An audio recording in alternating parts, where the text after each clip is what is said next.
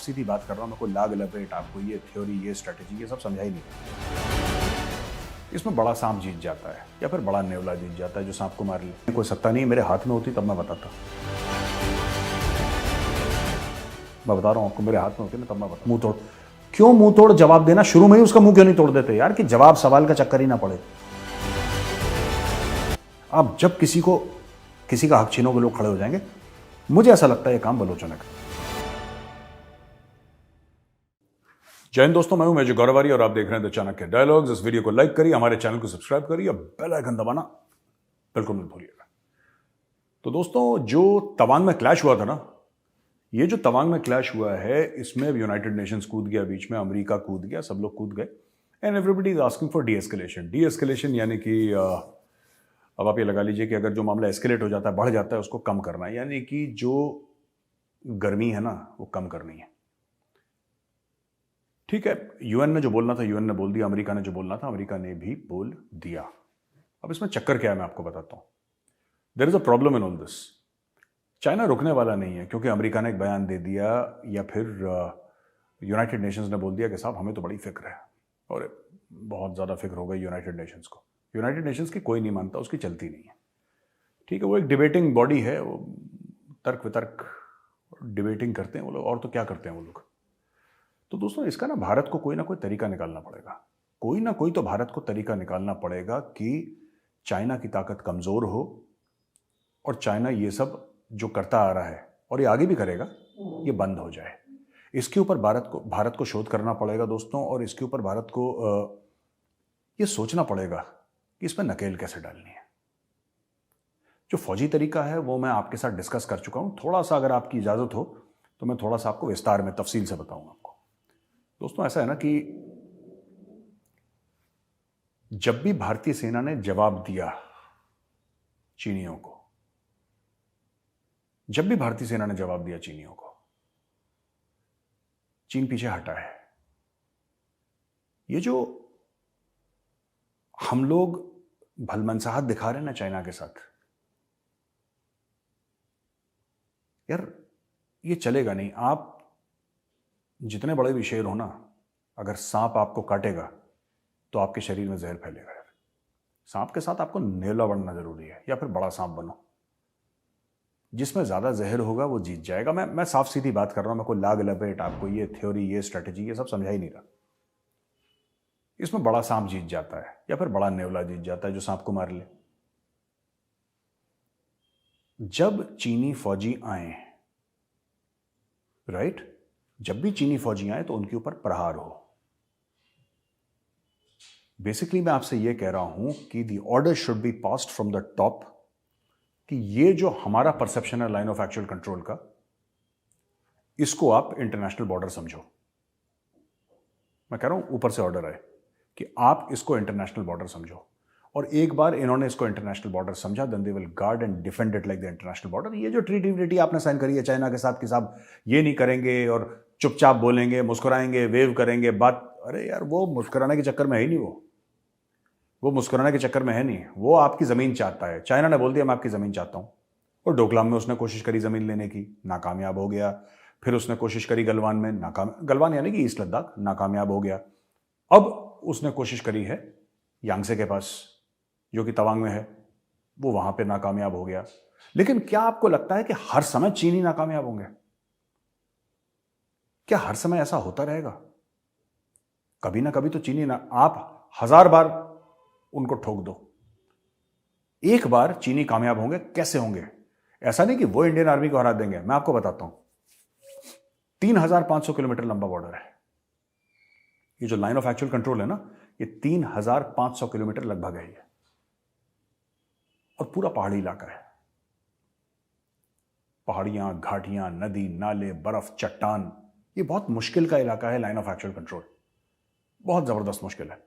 जो line of control है पाकिस्तान में, उसमें फिर भी कुछ ऐसी जगह हैं जहां पे दे नॉर्मल, ऊंचा नीचा है, पहाड़ हैं, लेकिन अ पर्सन कैन गो। यहां पे तो ऐसी ऐसी जगह है जो कि बहुत जबरदस्त है, बहुत ज्यादा।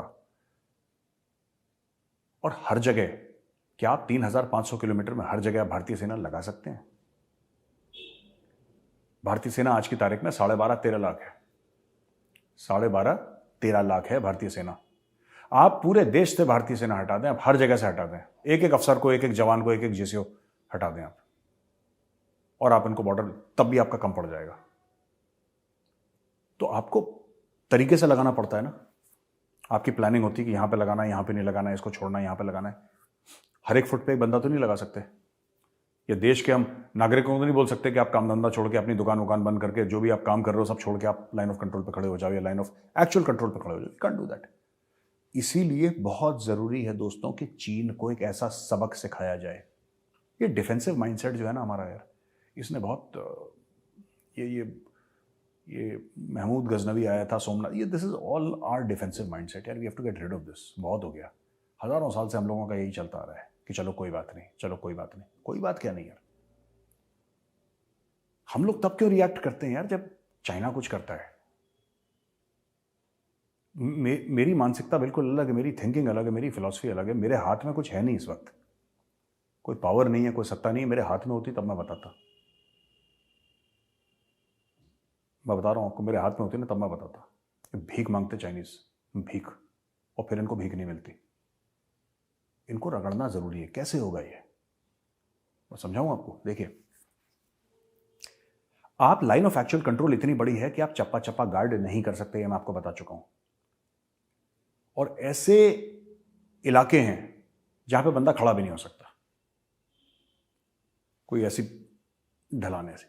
तो कहीं ना कहीं चाइनीज रास्ता निकालेंगे। वो ढूंढ रहे हैं। कई बार फेल होने के बाद कभी ना कभी तो एक बार सक्सीड होंगे, और जिस दिन वो सक्सीड हो गए उस दिन खेल हो जाएगा बहुत बड़ा,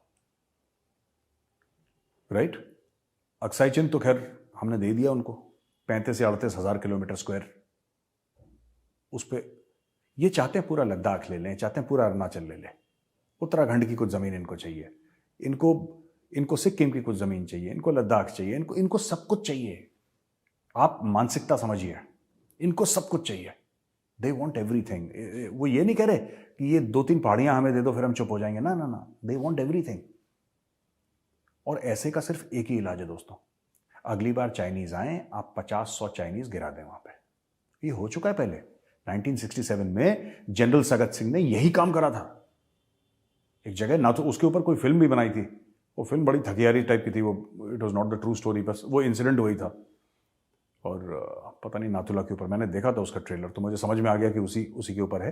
नाम नहीं याद मुझे फिल्म का, लेकिन मैं आपको बताता हूँ इसमें हुआ क्या ना। जनरल सगत सिंह हुआ करते थे इंडियन आर्मी के। तो यार जनरल सगत सिंह ने जो नाथुला में जो चाइनीज के साथ मौत का तांडव करा है, जो मौत का तांडव करा है जनरल सगत सिंह ने, वो आज इतिहास के पन्नों में दर्ज है। उस समय भी यही था कि हाँ हिंदी चीनी भाई भाई कुछ मत करो, हाँ नमस्ते करके, हाँ और कैसे हो भैया, सब घर में ठीक ठाक, बीवी बच्चे ठीक, माँ बाप सुरक्षित। उसने बोला नथिंग डूइंग, तुम मेरे देश के अंदर आओगे ना, मैं तुम्हें चुन चुन के मारूंगा। ये पीछे एक बाजार हुआ करता था, मैं नाम भूल रहा हूँ उसका, चाइनीज एरिया में एक बाजार हुआ करता था, घूम रहे थे शाम को कंपनी बाग समझ के चीनी। जनरल सगत सिंह ने तोपें खुलवा दी, कई 100 चीनी मारे गए।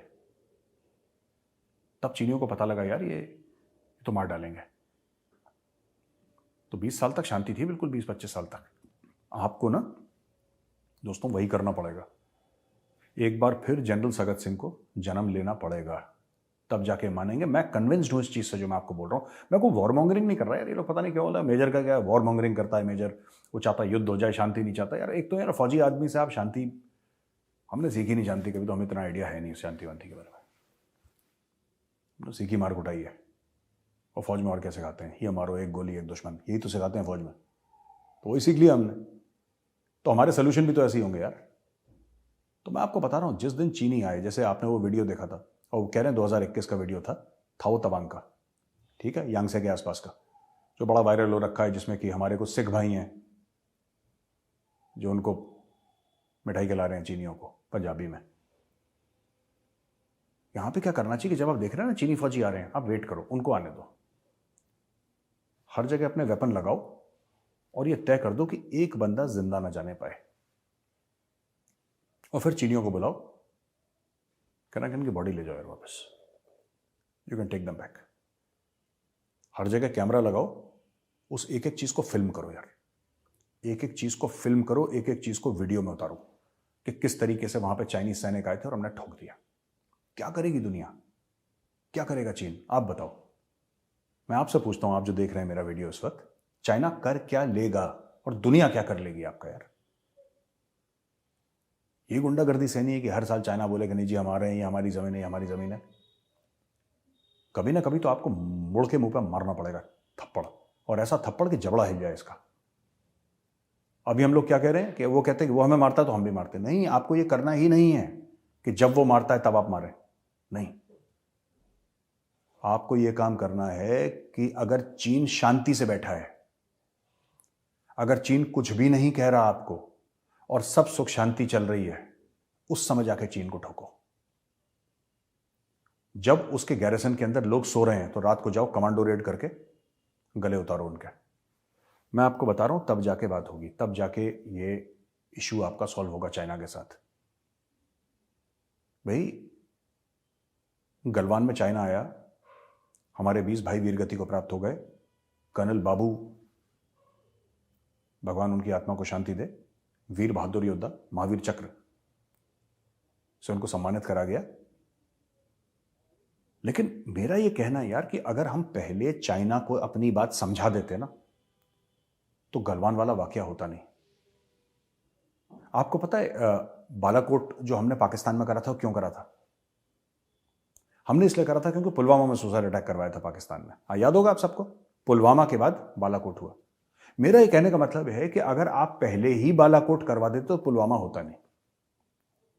जो दुश्मन है उसको मारो भाई, उसकी रोज कुटाई करो दुश्मन की, जब तक वो आपके सामने अपने हथियार ना डाल दे। और एक बार हथियार डाल दे फिर एक बार कुटाई करो उसकी। Don't stop thrashing the enemy, don't wait for him to come. एक बार देखिए, मैं बता रहा हूं आपको, मैं कई बार बोल चुका हूं और मैं फिर से रिपीट करता हूं, मैं इसको मंत्र की तरह जपता रहता हूं। इंटेंट और कैपेबिलिटी, इंटेंट और कैपेबिलिटी। इंटेंट आपकी नीयत क्या है और कैपेबिलिटी आपकी सलाहियत क्या है। ठीक है, चाइना में इंटेंट भी है, कैपेबिलिटी भी, और कर रहा है वो रोज। आप उसको 1000 बार रोकेंगे, 1001वीं बार वो कहीं ना कहीं से चुपके से निकल जाएगा। इसलिए नहीं कि सेना उसको रोक नहीं पाई, इसलिए कि वो जमीन ऐसी है, वो टेरेन ऐसा है, और फिर उनको निकालना मुश्किल हो जाएगा। कारगिल में यही तो हुआ था, खदेड़ दिया ना पाकिस्तानियों को। पाकिस्तानियों को खदेड़ दिया कारगिल से, जलील कर दिया सबको। परवेज मुशर्रफ को जलील करा, नवाज शरीफ को जलील करा, पूरी पाक फौज को जलील करा। लेकिन कीमत क्या थी उसकी? पाकिस्तान को जलील करने की, पाकिस्तान को हराने की। 527 हमारे भाई चले गए, वो कीमत थी। क्या वो कीमत दोबारा देना चाहते हैं? यहां पे क्या हमें कीमत देनी चाहिए? इसलिए कह रहा हूं, अगर आप पाकिस्तान को ठोकते रहेंगे तो 26/11 कभी नहीं होगा। आप पाकिस्तान को ठोकते रहेंगे, पार्लियामेंट पर अटैक नहीं होगा।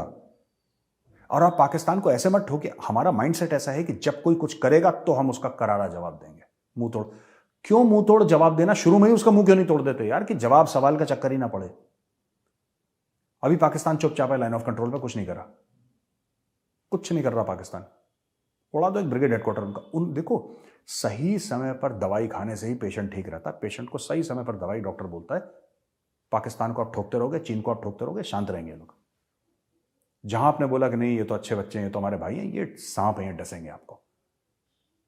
ये चीज मैं आपको बताना चाह रहा था। दूसरी चीज दोस्तों, मैंने कुछ नोट्स भी बनाए थे, मैंने कल ट्वीट भी करा था।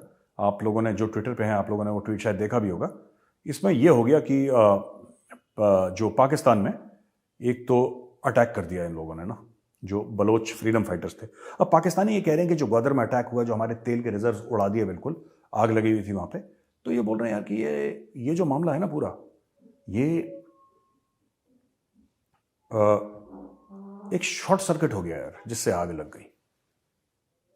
एक शॉर्ट सर्किट हो गया जिससे आग लग गई, फिर वो आग तेल को पकड़ गई, फिर ये स्टोरी हो गई, फिर अलिफ ने लैला को प्यार से देखा और लैला ने अलिफ को, जो भी स्टोरी थी इनकी। फॉरेन मीडिया जो कह रहा है, विदेशी मीडिया कह रहा है कि बलोच फ्रीडम फाइटर्स ने ठोक दिया इसको। ठीक है, Baloch rebels blow up Pakistani oil reserves. फिर वो कह रहा है वॉच वीडियो। तो वीडियो तो हम आपको नहीं दिखा सकते कि कोई ना कोई इसमें फिर वो स्ट्राइक कर देता है, कहता है कि जी हमारा वीडियो है। लेकिन जस्ट फॉर योर इन्फॉर्मेशन मैं आपको बताता हूं कि मुझे ऐसा लगता है कि बलोचों ने करा होगा अटैक। मेरे पास कोई सबूत नहीं है, अभी मेरे पास कोई प्रूफ नहीं है कि मैं आपको बोल दूं कि नहीं साहब मेरे पास सबूत है और बलोचों ने करा है और ये देखिए, मेरे पास ऐसा कोई वीडियो नहीं है। लेकिन मैं एनालाइज करता हूं ना, मैं एक एनालिस्ट हूं। मैं ये एनालाइज कर रहा हूं कि बलोच ने करा होगा, बलोच ना बहुत परेशान हो गए इनसे, बहुत ज़्यादा परेशान हो गए, दे हिटिंग बैक। ठीक है, और जो हम लोग कहते हैं ना कि जुल्म करा इन्होंने, ये करा, वो सच्ची बात है, ये पाकिस्तानी करते हैं ऐसा। कौन पाकिस्तानी, मैं बता रहा हूं आपको, ये मानसिक प्रॉब्लम है कहां पाकिस्तान में। पूरा पाकिस्तान खराब नहीं है दोस्तों। आपको सिंध में नॉर्म, मैं आपको बड़ी जिम्मेदारी के साथ कह रहा हूं, मेरे तो दोस्त हैं हर जगह, मेरी तो बहुत जान पहचान है पाकिस्तान के अंदर, बहुत जान पहचान है, उनकी फौज के अंदर जान पहचान है मेरी। मैं आपको बताता हूं, ये पाकिस्तानी जो पठान है ना वो भी ठीक है, जो सिंधी है मुहाजिर हैं वो भी ठीक है, उनमें से होंगे कुछ पागल एलिमेंट दो चार, लेकिन भारत के लिए वो भी ठीक है। मैं भारत की बात कर रहा हूं, ठीक है। ये खैबर पख्तूनख्वा वाले, सिंध वाले, बलूचिस्तान वाले सब नॉर्मल है। ये जो दिमाग में कमी है ना, ये पाकिस्तानी पंजाब में है। ये पाकिस्तानी पंजाब में they are people who are, ये थोड़े से जिन्होंने पाकिस्तान का बेड़ा गर्क कर रखा है, जो पाकिस्तान डिफॉल्ट की दाने पे दिए, सब पाकिस्तान की पंजाबी लॉबी का खेल है, पूरी पंजाबी लॉबी का खेल है। और मैं आपको बता रहा हूं, मैं जिम्मेदारी के साथ कह रहा हूं, इमरान खान नियाजी होगा, उसके बाप दादा पश्तून होंगे, उसकी मां पश्तून होगी, लेकिन ये पंजाबी है। मैं आपको बता रहा हूं, नियाजी पश्तून है, ये मुझे पता है कि पश्तून की ट्राइब होती है, पठान होते हैं नियाजी। ये बता रहा हूं, ये पंजाबी एस्टैब्लिशमेंट की पकड़ है ये इमरान खान। तो इन लोगों ने इतने जुल्म ढाए बाकी सब पे कि लोग खड़े हो गए हथियार लेके। यार अब जब किसी का हक छीनोगे लोग खड़े हो जाएंगे। मुझे ऐसा लगता है ये काम बलोचों ने करा है, और मुझे ऐसा लगता है बलोच आगे भी ठोकेंगे। इनको बलोचों ने भी ठोका है, और वहां पे टारगेट कौन था? Chinese investment.